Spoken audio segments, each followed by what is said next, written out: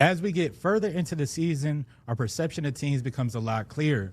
In the past, we had number one seeds that we didn't really take it serious, and then we also had playing teams that we look at like all they got to do is get in and they have a chance. For this segment, I'm going to give y'all a team, and I want y'all to just simply say, are they better or worse than their record? You do also have the option to say neutral, like, this is where they deserve to be. Okay. First team we got is the Lakers, sitting at the second seed, 15-5 in the West.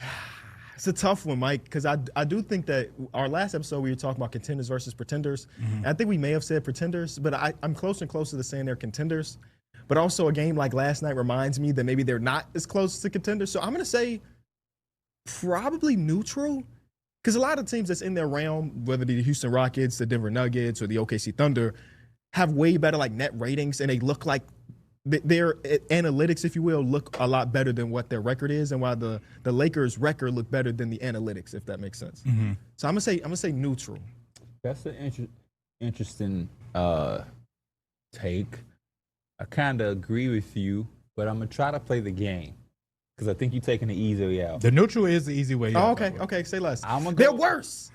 That's fair. I'm gonna go better than their record, but I do lean towards almost worse. Because what I have an issue with is them looking like they're a little too reliant on Luka. I think, but LeBron just came back, so we give it time. I'll give them better than their record because I didn't even expect them to be here so far. Yeah. So give them better than their record. But yeah, it's time will tell with them.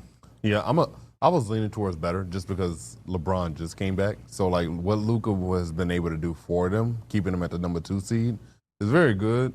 But I think there's another level that this team can play at once LeBron is fully acclimated and fully healthy and has got his full rhythm. So I think they're probably a little bit better. I'm gonna say worse. It's so easy to do that when it's your team. I'm gonna say worse too. Yeah. And like again, I feel like we had a relatively easy schedule and we've been able to beat a lot of the teams in front of us. But again, defensively, I don't think we guard anything. And at the highest level, especially for the second seed, you're going to have to pick it up on that side. Next team we got, team we were already talking about, the Suns, who are sitting at 7th in the West at 13-9. 13-9. Yeah, started off rough. He started off rough, but it really turned it around. I don't. That's a real tough one, Mike. They may genuinely be like the neutral team. Like, I mean, actually, no. Do you know where they're sitting in the They're standings? 7th in the standings. 7th in the standings. So I feel like they're better. They're team. better. But I think like, overall in the NBA, like just all around, they're like 12th or 13th in the NBA. I'm talking about their overall record. Yeah. I'm going to say they're worse. They had a really easy schedule the first month and a half of the season. Right now, they're going through the tough part, but they just beat the Lakers. That's one of their really good wins and stuff. But I'm going to say they're maybe slightly worse than what their record says. That actually might be fair. I don't really project them to be the 7th seed.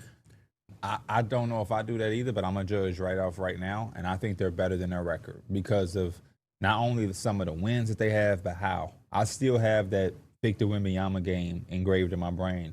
Last night, what they was able to do to a fully healthy Lakers team for the most part was pretty impressive, and they did it without Devin Booker.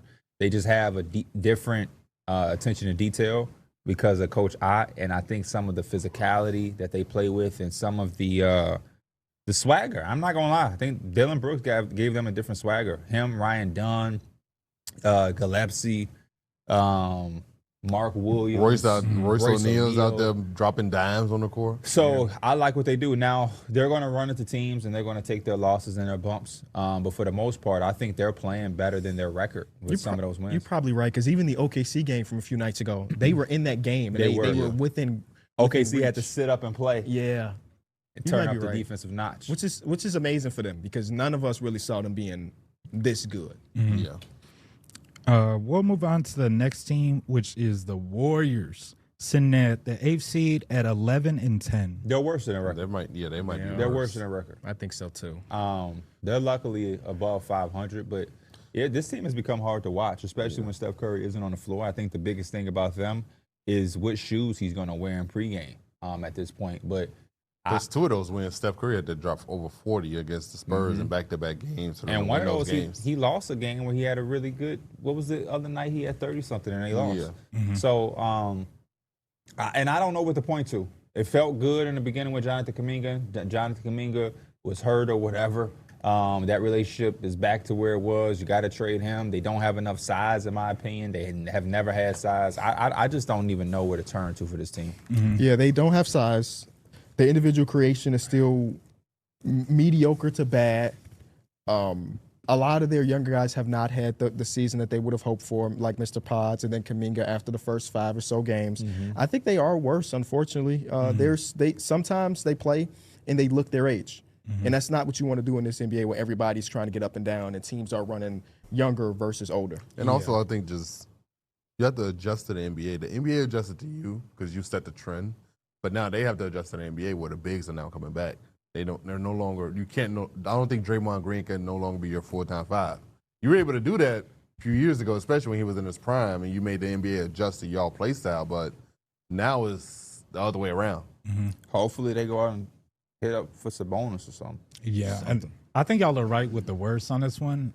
I do want to give them a little credit. Well, not even a little credit, but I think it kind of plays to what y'all said is in this team's age.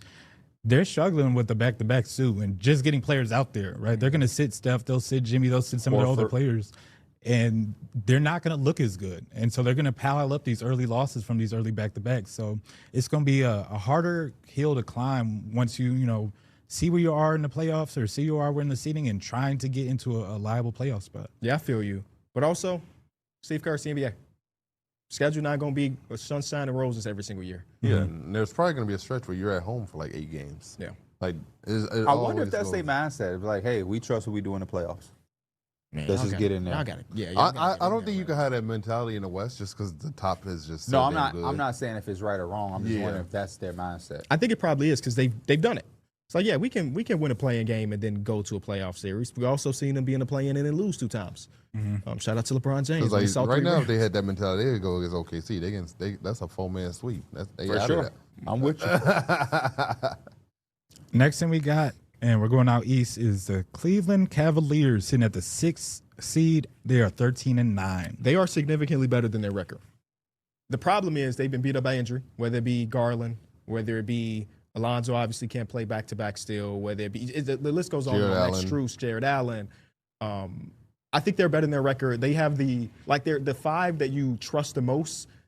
They still win basketball games. They just haven't played enough. And though Evan Mobley has been disappointing based on like our own personal expectations for him, he's still been good. Yeah, he's still good. Donovan Mitchell still give you 40 if you need to. And so I think they're better than their record. I'll say better too. I think just once they get fully healthy, we'll be able to see this team at full strength. And them sitting at the 6th seed is a little underwhelming, but like I still think when they fully are put together that there is another leap to this team to go, especially with the way that Jalen Tyson is playing. Like Jalen Tyson has been such a lightning in a bottle for them this year that like I think that there's a world where they can bounce back from this. They're better than their record for sure. But them being better than record, I don't know if that's good enough. So, this has been the same song and dance at this point. They have been banged up. They've been banged up every playoff run. And so if it ain't nothing different than the previous years, then I don't know how much that'll mean. It's supposed to be a year that they take advantage of some of the Eastern Conference teams being vulnerable. And, man, this may be the last of this core. Yeah, I would agree. They're definitely worse.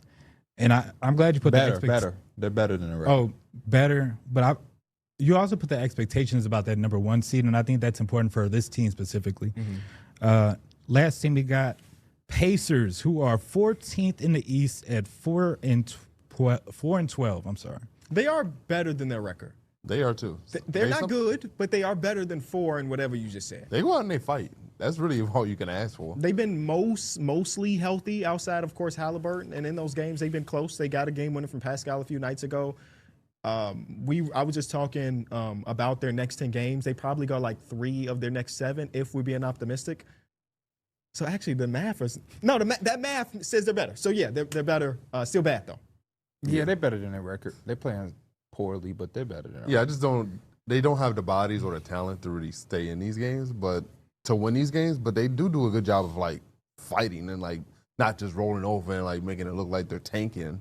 They actually go out there and try to compete. Yeah, Rick Carlisle is actually drawing game plans every game regardless. It's just a matter of the talent level. Tyrese Halliburton for MVP next season. No choice. Him and his new starting center, whoever that may be.